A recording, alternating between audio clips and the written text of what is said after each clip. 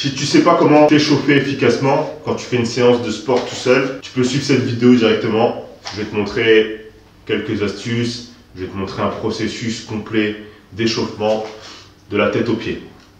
Donc, premièrement, ce que j'aime bien faire dans une phase d'échauffement, c'est d'y aller zone après zone. Commencer par le bas pour terminer jusqu'aux épaules, à la nuque si besoin, selon la discipline que vous allez faire.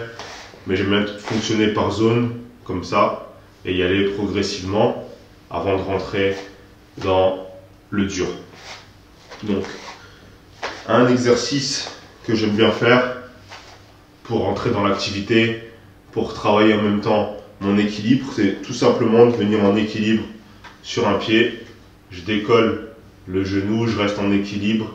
Une fois que j'ai bien trouvé l'équilibre, je ferme les yeux. Et là, ça change tout. Et j'essaye de rester vraiment le plus stable possible en restant sur un pied.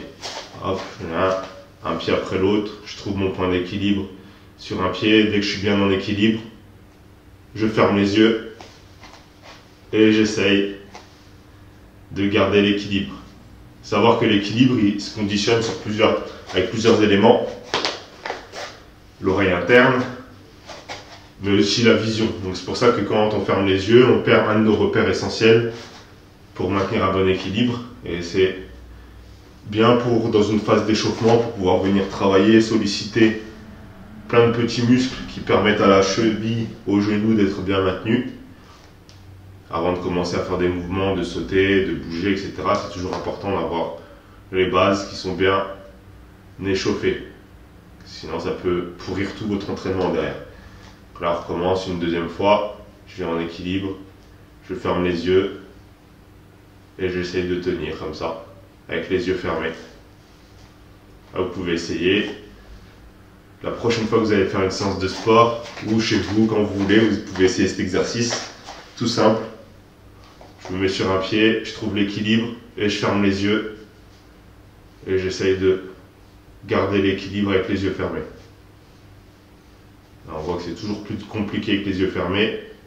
On a moins de repères. Et comme je disais, le but c'est pas de devenir funambuliste, le but c'est vraiment de venir s'échauffer. Donc là c'est vraiment le thème de cette séance, c'est des bases d'échauffement. Toujours sur la cheville, on va travailler en extension.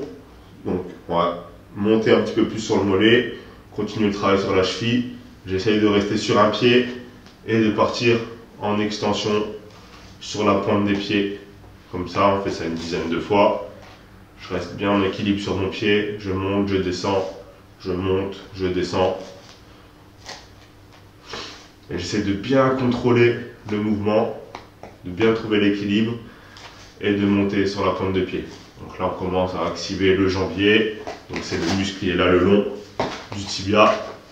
Activer les mollets, les deux muscles des mollets. On fait ça sur les deux pieds. Je monte, je descends, je monte, je descends. Voilà. Ensuite, on le fait sur les deux pieds en même temps. Et là, on devient un peu plus dynamique. J'essaie de monter un peu plus haut. Donc, je suis plus stable. Donc là, je rappelle, c'est un protocole d'échauffement que je vous montre. Il en existe des milliers. Mais c'est un qui est simple à mettre en place. Vous allez voir qu'en quelques minutes, vous allez pouvoir monter en température. On s'attarde un petit peu sur les chevilles parce qu'on va faire quelques sauts, quelques mouvements. Super, merci de rejoindre la vidéo. Donc là, ensuite, on va faire quelques mouvements de hanche où on va venir tourner le bassin. Donc là, on ne rentre pas dans le cardio encore. Je vous ai dit, on fonctionne par étapes. On est monté. On est aux hanches maintenant, on vient dans l'autre sens. Dans l'échauffement, une chose aussi, c'est d'essayer d'éviter un maximum de faire des étirements statiques. Donc pour beaucoup, quand ils commencent à s'échauffer, ils viennent tirer d'un côté, tirer ici. C'est contre-productif de faire ça. Après, si vous ressentez du bien-être en le faisant et que ça vous fait du bien et que vous avez cette habitude-là, vous n'allez pas la changer, mais il faut savoir que c'est contre-productif de venir tirer sur un muscle avant de devoir l'utiliser et de devoir être performant avec ce muscle. Vaut mieux faire des étirements actifs, donc en mouvement, où on va lever, tirer, plutôt que de venir sur des étirements statiques. Donc ça, c'est un aparté. Donc faites attention à ça, de ne pas trop faire d'étirements statiques dans votre phase d'échauffement. Donc là, maintenant qu'on a fait la hanche, on peut commencer à sauter sur place. Et là, on va partir sur une partie d'échauffement plus active où on va faire monter le rythme cardiaque. Parce que c'est aussi le but de l'échauffement, comme son nom l'indique, c'est de monter en température. Chauffer les tendons, les muscles pour éviter de se blesser et pour pouvoir surtout améliorer sa performance, pour pouvoir mieux s'entraîner ou mieux performer sur sa compétition. Et l'échauffement, il y en a qui disent que ça dure au moins 10-15 minutes, c'est pas forcément vrai non plus. On peut bien s'échauffer en quelques minutes. Et là, je vais essayer vraiment de faire quelque chose d'assez condensé sur lequel vous pouvez mettre un peu plus de temps sur chaque mouvement ou y aller un petit peu plus fort. Une fois qu'on est sur cette partie, on commence à associer. Donc là, on va commencer classique.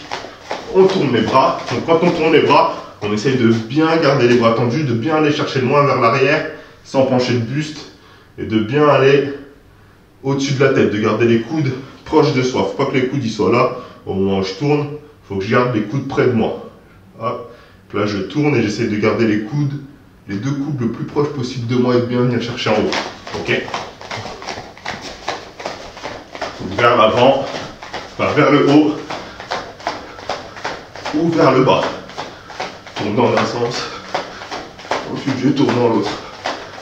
Quelques mouvements histoire de monter en température et de commencer le travail de coordination aussi entre les mouvements du haut du corps et les mouvements du bas du corps. Alors relâche, et ensuite le classique talon-fesse. Dans tous les sports on le connaît celui-ci. On vient, on essaie de garder le buste droit, on ne se penche pas vers l'avant, reste droit, tonique, les abdos gainés, là on fait talon-fesse, c'est de façon tonique aussi. Là, je mets du rythme, c'est pas un rythme de papy, c'est hop, hop, hop, hop, hop. On essaie d'être tonique maintenant une fois qu'on est monté un petit peu dans le rythme cardiaque. Voilà, on essaie vraiment de mettre de la vitesse dans le talon-fesse. Et de venir rapprocher les talons le plus proche possible des fesses. C'est pas le talon fesse, c'est pas ça où je lève un petit peu les jambes, c'est vraiment le talon qui essaye de se rapprocher de la fesse. Donc ça c'est aussi un étirement actif où on tire sur les quadriceps.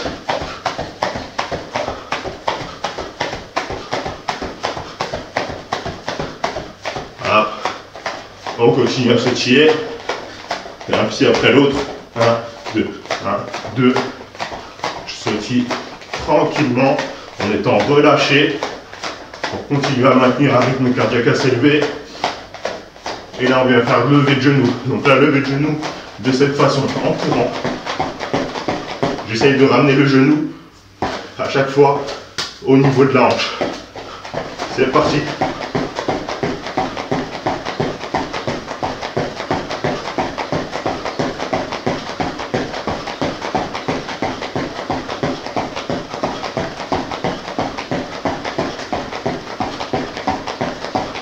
Voilà. Donc après, vous pouvez continuer un petit peu plus longtemps ou pas, selon votre niveau. Et on ne s'arrête pas. Vous avez vu, on continue de sautiller. On va continuer travail de coordination bras, jambes avec un classique jumping jack. Donc je démarre les mains contre mon corps, les pieds serrés. Je viens écarter les bras et quand j'écarte les bras, je mets les mains au-dessus de la tête. Et quand je reviens ici, je regroupe, j'écarte. Voilà, là on coordonne le mouvement des bras et le mouvement des jambes.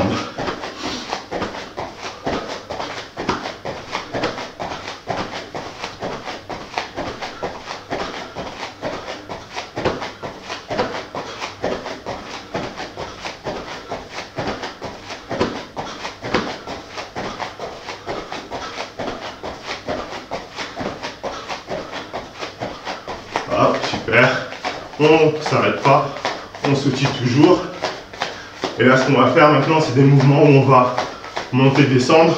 Donc, on va commencer par des squats. Je viens les pieds bien à plat au sol sur tout le mouvement, en essayant de ne pas trop pencher le buste vers l'avant et ni trop vers l'arrière. J'essaie de rester assez neutre.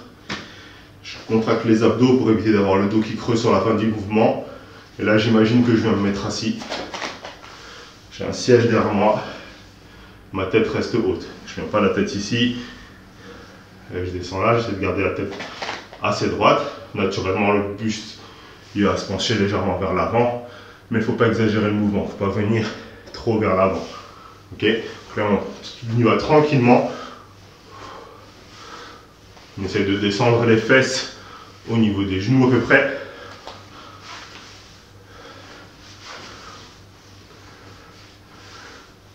Voilà, on fait juste une dizaine de fois. Je rappelle, c'est un protocole d'échauffement. On va travailler sur différents plans.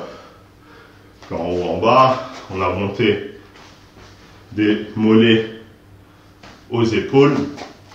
On travaille sur le plan, sur ce plan-là. On va travailler sur le plan du côté. Donc là, ce qu'on va faire, c'est qu'on va chercher une fois à droite, une fois à gauche, en essayant de garder toujours les abdos bien gainés. Et je viens chercher le buste une fois à droite, une fois à gauche, une fois à droite, une fois à gauche, une fois à droite derrière. Hop. Et ensuite, on vient sur les côtés, une fois à droite, une fois à gauche, travailler sur la mobilité du buste. Super important dans les sports de combat, mais dans différents sports aussi. Quand je suis au foot, pour faire une fente de corps, si j'ai le buste qui bouge comme ça, ma fente de corps n'a pas bien marché. Alors que si je suis mobile, je vais fente de corps à droite, je ramène le ballon à gauche, etc. Voilà, pour ceux qui pratiquent un peu de foot, on a besoin d'avoir une bonne mobilité, de partir d'un côté, venir de l'autre. En handball, pareil, au basket, pareil. Des milliers de sports, dans tous les sports, on va avoir besoin d'une bonne mobilité générale et de pouvoir être tonique. Tac, tac, partir, tennis de table, tennis, dans tous les sports, on a besoin de ça. Donc c'est pour ça que, je le rappelle, quand je fais ces vidéos-là, c'est en utilisant l'outil box, mais c'est pas pour les boxeurs, enfin c'est pas que pour les boxeurs, c'est vraiment pour tout le monde. Que vous puissiez vous servir de tous ces éléments et les incorporer dans votre entraînement, peu importe votre objectif, que vous vouliez faire de la compétition, que vous voulez vous sentir un peu plus en forme. Si vous voulez varier un petit peu vos entraînements, donc là c'est ça vraiment le but, vous voulez varier vos entraînements, vous en avez marre de faire toujours la même chose, vous voulez le faire de façon différente, de façon complémentaire et puis pouvoir aller plus loin, et ben c'est bien de pouvoir incorporer d'autres choses. Et je vous montre comment grâce à la boxe, vous pourrez incorporer d'autres façons de vous entraîner, d'autres façons de mobiliser vos muscles, plutôt que de faire toujours les mêmes choses, quand on a en muscu du classique, du curl, du développé couché, du tirage, etc. En boxe, on peut faire la même chose. Là, je peux faire du tirage, je peux faire du poussé, donc en envoyant les directs. Je travaille sur le plan horizontal, sagittal, etc.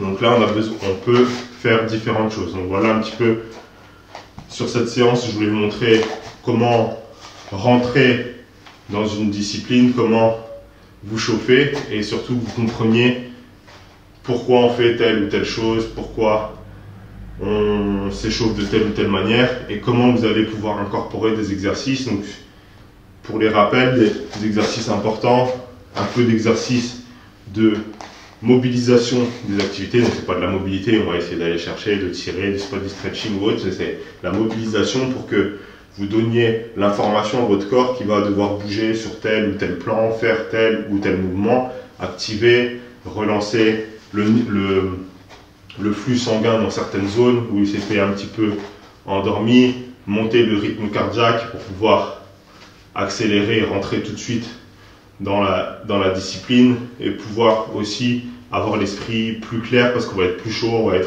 on va être dedans grâce à un bon échauffement. Donc c'est important de comprendre comment on s'échauffe, pourquoi on s'échauffe et quel type d'exercice vous allez pouvoir faire. Donc après, il faut faire, plus l'échauffement il avance, plus il va falloir se rapprocher du sport que vous allez faire.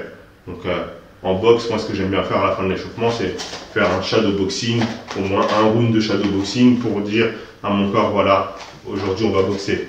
Si on est au foot, faire quelques mouvements avec le ballon, du déplacement, du dribble, du contrôle, de la passe, pour donner l'information à mon cerveau, à mon corps que voilà, aujourd'hui je t'ai mobilisé pour faire telle ou telle activité. Et ça, c'est important de recontextualiser, de se remettre dans ce que vous allez faire. J'espère que toutes ces vidéos elles vous servent, vous les mettez en application, parce que bouffer du contenu c'est bien, du contenu à l'appel. Après, le tout c'est de le mettre en application pour vous. Okay, je te souhaite une bonne journée, je te dis à bientôt.